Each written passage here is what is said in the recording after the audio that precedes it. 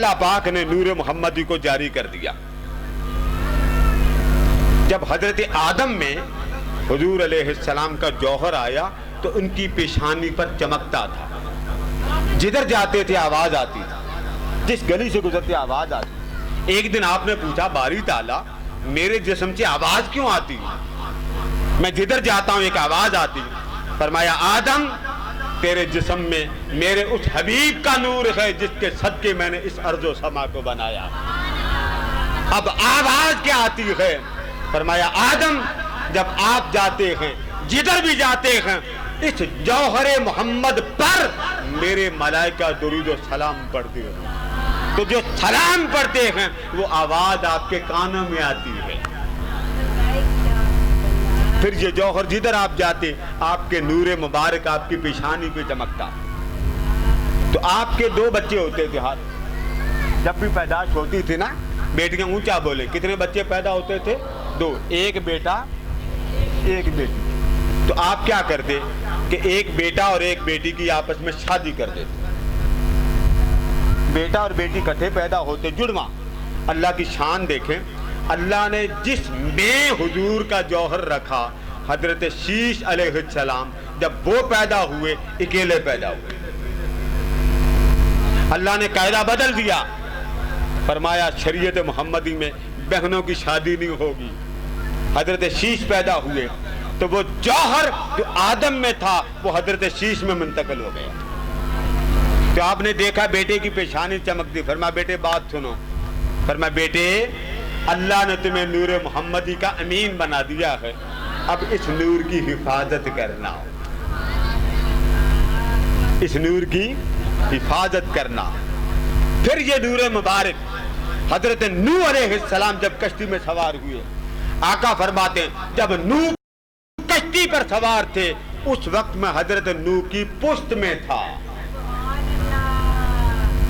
حضرت نوح کی یعنی اللہ نے مصطفیٰ کی شانوں کو پہلے انبیاء میں بلا کر دکھایا, اب ہر نبی کی پشت میں رکھ کر بتایا کہ اگر تو بچا ہے تو یہ سارا صدقہ آمنہ کے لال کا. ابراہیم علیہ السلام کو انہوں نے آگ پہ پھینکا, جب آگ میں نمرودیوں نے پھینکا تو آگ جلاتی ہے کہ نہیں جلاتی؟ اونچا بولیں, جو بیٹی نہیں بولتی ذرا غور سے دیکھیں کیوں نہیں بولتی. آگ جلاتی ہے کہ نہیں جلاتی؟ ابراہیم علیہ السلام کو آگ میں جلایا تو آقا نے فرمایا جب میرے دادا کو لوگوں نے آگ میں پھینکا اس وقت آگ ٹھنڈی اس لیے ہوئی کہ حضرت ابراہیم میں محمد کا نور تھا. آگ ٹھنڈی ہو گئی, آگ ٹھنڈی ہو گئی. فرمایا جس جس نبی کے ساتھ بہت بڑا واقعہ ہوا اس کے اندر میں موجود تھا. تو اللہ تبارک و تعالی نے حضور اکرم صلی اللہ علیہ وآلہ وسلم کے نور کو کب پیدا کیا؟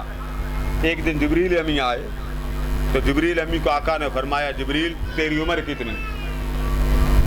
یہ بات غور سے بولتے جائیے. جبریل امی نے کہا حضور میری عمر کا مجھے علم نہیں, پتہ نہیں میری عمر کتنی. فرمایا یاد کرو. عرض کیا آقا میں جب پیدا ہوا تھا تو اللہ کی عظمتوں کا جو چوتھا پردہ تھا نا, چوتھا, اس پر ایک ستارہ چمکتا تھا.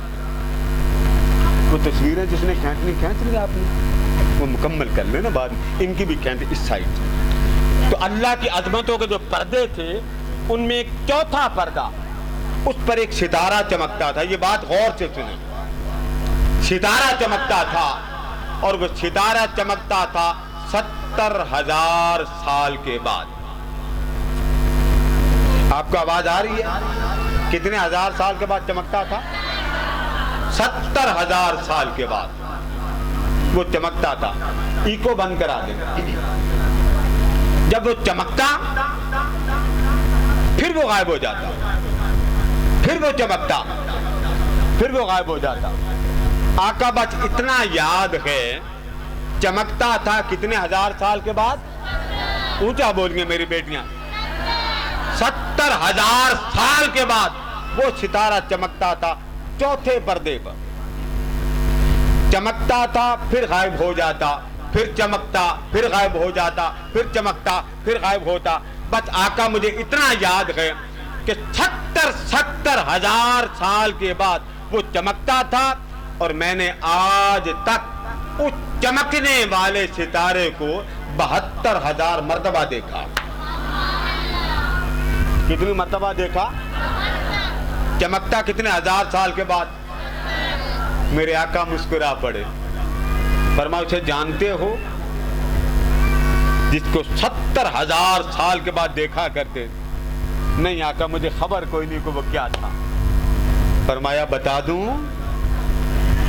دیکھا تو نے، مدت معلوم تجھے، جانا تو نے، ہر 70,000 سال کے بعد وہ چمکتا تھا تو دیکھتا تھا، 70,000 سال کے بعد وہ غائب ہوتا تھا تو دیکھتا تھا، 70,000 سال کے بعد نمودار ہوتا، 70,000 سال کے بعد وہ ظاہر ہوتا، اور تو نے مجھے بتایا کہ میں نے اسے اپنی زندگی میں 72,000 مرتبہ دیکھا۔ جی آقا 72,000 مرتبہ دیکھا۔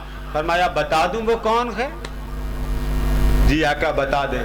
فرمایا قسم ہے اس ذات کی جس کے قبضہ قدرت میں میری جان ہے، وہ چمکتا دمکتا 70,000 سال کے بعد نظر آنے والا ستارہ جسے تو نے اپنی زندگی میں 72,000 مرتبہ دیکھا، وہ مجھ محمد کا نور تھا۔